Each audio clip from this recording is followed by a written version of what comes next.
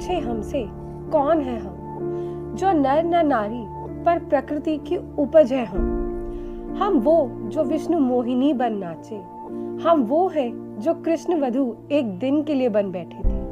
अब जो पूछे कहना उनसे, हम जननी नहीं जनाना है, हम देवकी नहीं यशोदा है, हम जननी नहीं जनाना है, हम देवकी नहीं यशोदा है।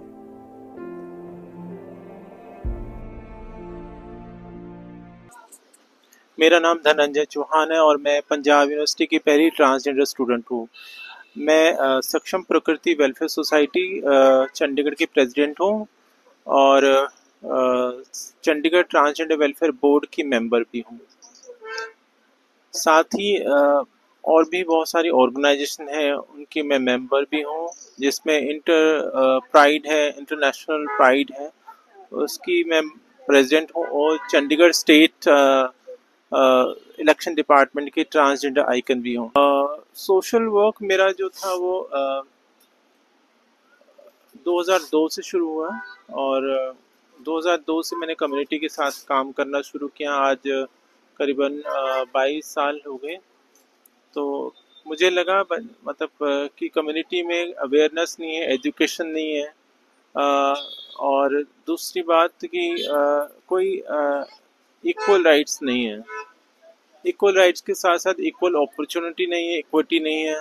तो कोई भी सरकारें आती तो वो नज़रअंदाज कर देती थी पहले, और क्योंकि हमारी कम्युनिटी में अनपढ़ता ज़्यादा है, लोग बाहर आना नहीं चाहते हैं, लोग नहीं चाहते कि बाहर अपनी आइडेंटिटी के साथ रहें, क्योंकि समाज में कुछ मिलने वाला नहीं, तो इसलिए वो अपनी आइडेंटिटी को रिवील भी नहीं करते हैं। अगर जो रिवील करते हैं वो या तो फिर हिजड़ा कल्चर में या किन्नर जो परंपराएं उन्हीं में चले जाते हैं और अपनी जो मंगती हैं जो बधाई वगैरह है उन्हीं में रहते हैं, ताकि अपनी ज़िंदगी को वो चला सकें। जो हमारे किन्नर बहनें हैं वो एक डिवाइन लाइफ जीती हैं, एक सन्यासी की तरह लाइफ जीती हैं। तो जो समाज में जब हम लोग डिवाइन लाइफ जीते हैं सन्यासी की तरह, तो हमारे को वैसे भी लोग किन्नरों को पूजनीय मानते थे। ये जो परंपराएं, ये सदियों से परंपराएं रही, आज की परंपराएं नहीं कि आज हम लोग हमें पूजनीय या पूजनीय मान रहे हैं या मानने लगे हैं। सदियों से ऐसा रहा। हम लोग ऋग्वेद में एक मंत्र आता है, विकृति में एवं प्रकृति, जो विकृति है वो भी प्रकृति का हिस्सा है। सो इस तरह की जो चीजें हैं जिसमें तृतीय प्रकृति का वर्णन है, पुराणों में उपनिषदों में ये सब वर्णन है। तो जिसके कारण हमें एक डिवाइन लाइफ, उपदेव की संज्ञा दी गई, श्रेणी में रखा गया। इसीलिए हमें जब भी हम किसी घर में जच्चा बच्चा होता है या शादी ब्याह होती है तो हम लोग जाते हैं वहाँ पर उनको आशीर्वाद देने के लिए। वहाँ पर फिर वो जो नेक देते हैं या जो वो हमारे को सदका करके देते हैं, वो हम अपना समेट के उनके सदका ले आते हैं। तो इसलिए 1871 में एक एक्ट बना जिसमें ट्रांसजेंडर को अपराधी घोषित कर दिया गया, और वो एक्ट था एंटी ट्राइबल एक्ट।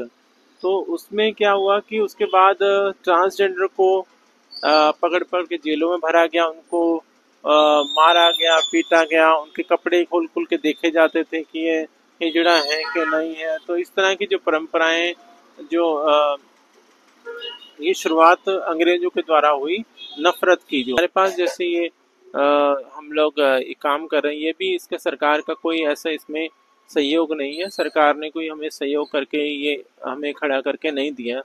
ये प्राइवेट प्रॉपर्टी है और किसी ऐसे मतलब हमें दान में रूप में दी गई है। वो भी आयुष्मान खुराना जी बॉलीवुड एक्टर हैं, सिंगर हैं, उन्होंने हमें ये डोनेट किया था। उसके बाद हमारे पास जो अंदर खाना बनाने के लिए बर्तन वगैरह, ये सब राशन पानी नहीं था। डिस्क्रिमिनेशन तो हर जगह होता ही है ना, बस हमने उसको सामना किया है, अभी भी सामना कर रहे हैं। ऐसा नहीं कि डिस्क्रिमिनेशन होता नहीं, हम बॉदर नहीं करते, हम इग्नोर कर देते हैं या फिर हम बहुत ज़्यादा एग्रेसिव हो जाते हैं। तो एग्रेसिव भी समाज ने बनाया हमें, हम लोगों के साथ इतना ज़्यादा अत्याचार हुए हैं, बहुत सारे भेदभाव हुए हैं, कुछ ऐसी फैसिलिटीज़ नहीं हैं। कोई ऐसी हमारे लिए कोई पॉलिसी नहीं है, तो हम लोग यहाँ धक्के खा के चंडीगढ़ से भाग के यहाँ आ गए जीरकपुर में। कोई पॉलिसी होती चंडीगढ़ में तो हम लोग वहीं पर हमारा फूड ट्रक खड़ा होता है ना।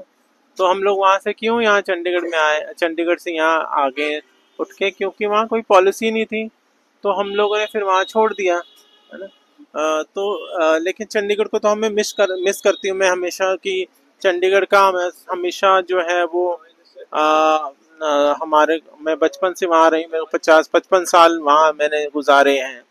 बेशक मेरा जन्म उत्तराखंड के देवप्रयाग में हुआ, बद्रीनाथ रोड पे पड़ता है देवप्रयाग, वहाँ पर हुआ, लेकिन हम लोग बचपन से मैं यहीं रही हूँ चंडीगढ़ में। मेरी पढ़ाई लिखाई सब कुछ, मैं टॉपर भी रही पंजाब यूनिवर्सिटी की। इतना कुछ करने के बाद पंजाब यूनिवर्सिटी जब एडमिशन हुआ तब भी इतना आसानी से तो एडमिशन किसी ने नहीं दिया, डिस्क्रिमिनेशन तो होता रहा मेरे साथ पहले से भी। और थर्ड जेंडर कॉलम मैंने ऐड करवाया पंजाब यूनिवर्सिटी में, उसके बाद फिर एडमिशन भी खुद ली। और दूसरी बात, उसके बाद सेपरेट वॉशरूम नहीं था, वॉशरूम की प्रॉब्लम थी, कोई जाने नहीं देता था उस समय, तो अगर जाने भी देते तो मजाक बनाते थे। तो अपने लिए सेपरेट वॉशरूम की शुरुआत मैंने की पूरी इंडिया में। जो पहला वॉशरूम था वो पंजाब यूनिवर्सिटी में बना। उसके बाद फ्री एजुकेशन करवाई, फ्री एजुकेशन हुआ तो दूसरों के लिए रास्ते खुल गए, बाकी और ट्रांसजेंडर के लिए बच्चे पढ़ने आ सकते थे। मैंने अपनी फीस सारी खुद ही दी, चाहे जैसे मर्जी इधर उधर से, चाहे वो भीख मांग के दी, चाहे डोनेशन से, वो किसी भी तरह इकट्ठा करके मैंने यूनिवर्सिटी की फीस भरी है। लेकिन आने वाले जनरेशन के लिए नहीं, किसी ने सपोर्ट नहीं किया। जो सपोर्ट आया भी है वो आम लोगों के द्वारा आया है ना। उसमें पत्रकार भी थे जो कुछ लोगों जिन्होंने हमें मेरी फीस में दी, कुछ लोग कनाडा से थे, कुछ कहीं से, इस तरह से फीस इकट्ठी करके मैं जमा करती थी। लेकिन बाद में मैंने बहुत संघर्ष करके वो फ्री एजुकेशन करवाया। उसके बाद हॉस्टल के लिए लड़ाई लड़ी, हॉस्टल भी फ्री करवाए। हम नहीं चाहते कि कोई दूसरा कल्चर हमारे पर हावी हो जाए, हमारे अपने कल्चर है, और हम इक्वालिटी चाहते हैं, इक्वल राइट्स चाहते हैं, इक्विटी भी चाहते हैं, समान अधिकारों के साथ साथ समान अवसर। We don't need any special rights, we need acceptance, equality, equal rights and equity. ये सारा, इसीलिए हमने अपने फूड ट्रक का नाम स्वीकार रखा, ताकि हमें लोग स्वीकार करें, हमें खाने को स्वीकार करें, हमारे सारे समाज को स्वीकार करें। और हम लोग इलेक्शन में भी भाग लेना चाहते, राजनीति में भाग लेना चाहते हैं, हम पार्लियामेंट में जाना चाहते हैं, हम अच्छे सक्रिय राजनीति में भाग लेना चाहते हैं। लेकिन हमें सपोर्ट कौन करेगा? हमें कोई नहीं सपोर्ट, हमारे पास पैसा ही नहीं खर्च करने के लिए। हम किसको क्या, किसी को तो पैसा तो नहीं दे सकते ना, हमारे साथ तो वॉलंटरली जुड़ना पड़ेगा। अगर लोग चाहते हैं कि सचमुच समाज में काम हो, तो हम जैसे लोगों को आगे लाना चाहिए। अगर चाहते हैं, बच्चे वाले अपने बच्चों का करते हैं, अपने परिवार का सोचते हैं, समाज का सोचते हैं, तो हमारे जैसे लोगों को भी के बारे में सोचना चाहिए कि इनको आगे लाओ। क्योंकि हम जो काम करेंगे तो हम आप लोगों के लिए काम करेंगे, अपने परिवार के लिए नहीं करेंगे। हम अपने बच्चों के लिए, हमारे परिवार, हमारे जैसे लोगों का परिवार